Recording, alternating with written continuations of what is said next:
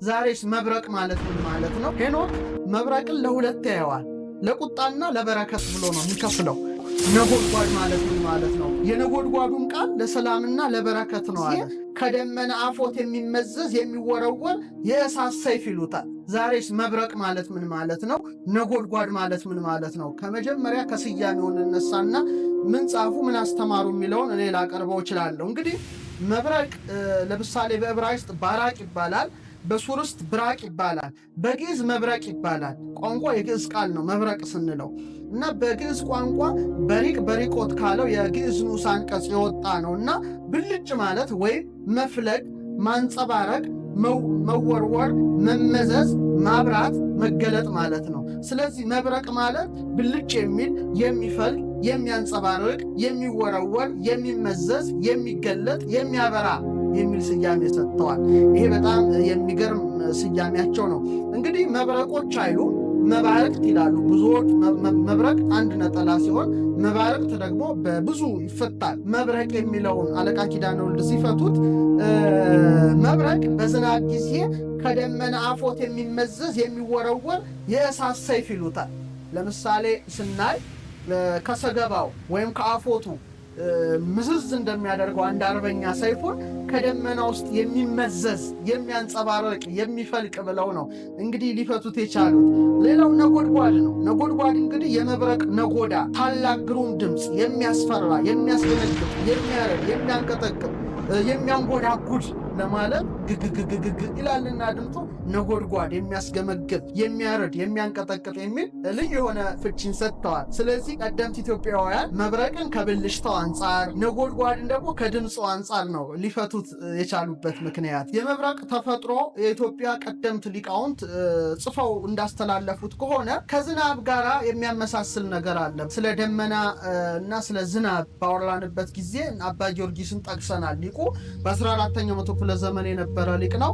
በተነጊሜ ረቂቅ በሆነ በደመናትነት ዘያቁሮ ለማይ ውሃውን የሚቋጥር የአርጎም ቀላይ በደመና ከውቅያኖስ ጭኖ ወደ ላይ የሚወጣ የአርጎም ቀላይ ወያወርዶም ነዋ ሰማይ ከሰማይ ደመና የሚያፈስ ብሎ ጠቅሶ የዝናብን አዘናነብ ከውቅያኖስ እንደሆነ ቀደምት ኢትዮጵያውያን እንዴት እንደጻፉ እንዳስቀመጥን ሁሉ በተለይ ደግሞ ዝናብ እንዴት ይዘንባል ስንል በደመና ላይ የኢትዮጵያ ሊቃውንት ውሃው ተቋጥሮ በነፋስ ተጭኖ ሲወጣ የዝናቡን የያዘው ደመናና የህዋ ወይም ላይ ያለው ደመና ሲጋጭ የሚል ብዙ ነገሮችን አንስተን ነበረ። ከዛ ጋር ምን ይላሉ? በነፋስ ወደ ልጋስ ተጭኖ ይላሉ። እንግዲህ የጥንት ቃል ነው። በነፋስ ተጭኖ በደመና አይበት እንደ ስልቻነት ተቋጥሮ ሲወጣ ደመናና ደመና በተጋጨ ጊዜ እንዳረቂ ከውሃ ይወጣል፣ ወተት ሲገፉት ቅቤ እንዲወጣ ይላሉ። እነሱ እንደ ኢትዮጵያውያን መብረቅ ይፈጠራል የሚሉት ከውቅያኖስ ውሃን የያዘ ደመናና የጠፈሩ ደመና ሲጋጭ ከደመና ውስጥ የሚወጣ ነው የሚሉት። የታች እርጥብ ደመና አለ፣ ይቡስ ደረቅ ደመና አለ። ከነዚህ ከሁለቱ ደመናዎች በሚፈጠረው ግጭት መብረቅ ከውስጥ ይወጣል።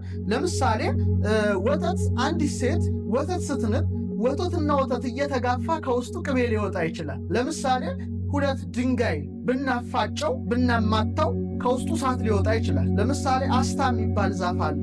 ያን አስታን ስናፋጨው ረቂቁ እሳት ከውስጡ ይወጣል። በተመሳሳይ መልኩ የዚህ ደመናና የዛ ደመና ግጭት በሚፈጥሩበት ጊዜ በዝናብ ሰዓት ያ መብረቅ ሲወጣ ድምፁ ደግሞ ነጎድጓድ ይሉታል። ፍጭቱ እሳቱን መብረቁን ሲያወጣ ደግሞ ድምፁ ደግሞ ሲጋጭ ወያን ጎደጉድ በቃለ መዓቱ ብለው ድምፁን ይሰጣል የሚል ነው እንግዲህ ጽፈውልን ያለፉት። ሄኖክ መብረቅን ለሁለት ያየዋል። ለቁጣና ለበረከት ብሎ ነው የሚከፍለው።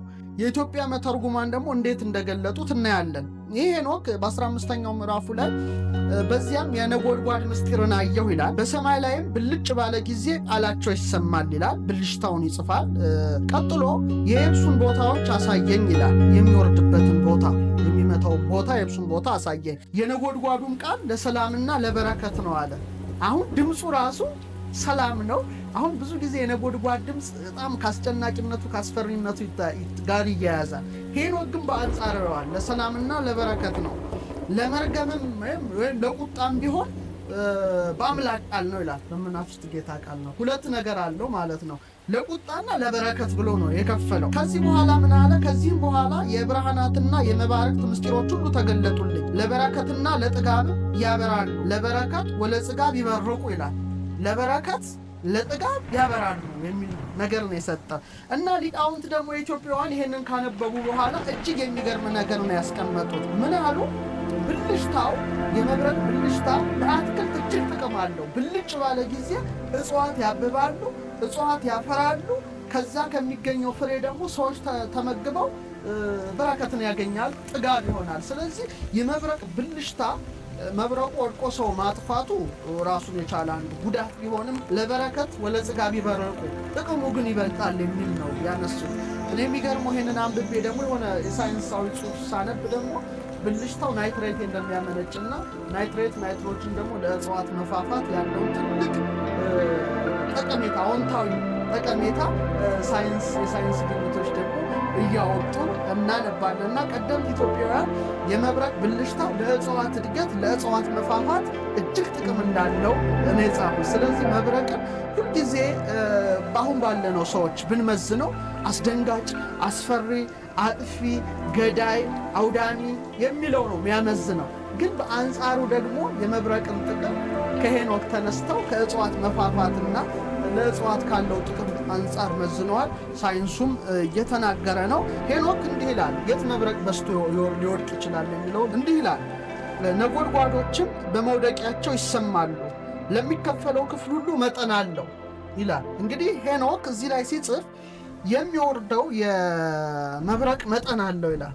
ዝም ብሎ አንድ አይደለም የሚዘረገፈው፣ የተለያየ ቦታ ሊለያይ ይችላልና መጠን እንዳለው ጽፏል። ይሄ አንድ ይሰመርበት።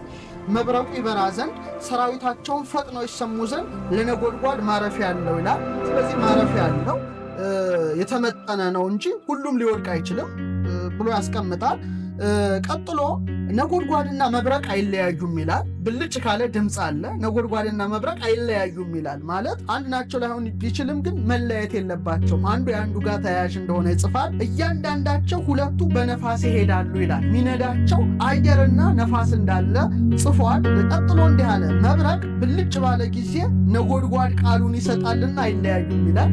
ብልጭ ሲል ደግሞ ያለ አይን ምግብ ሲሆን ደግሞ ነጎድጓዱ ደግሞ ለጆሮ ድምፅ በመሆኑ በ16ኛው ምዕራፉ ላይ ሄኖክ ያነሳል። ስለዚህ ክፍል እንዳለው፣ መጠን እንዳለው፣ ማረፊያ እንዳለው፣ ነጎድጓዱንና መብረቁን የሚመራ ነፋስ እንዳለው፣ ሁለቱ ሊለያዩ እንደማይችሉ፣ ብልጭ ሲል ድምፅ እንደሚሰማ፣ ይህን የመሳሰሉ ነገሮች በሄኖክ መጽሐፍ ላይ ተጽፈዋል።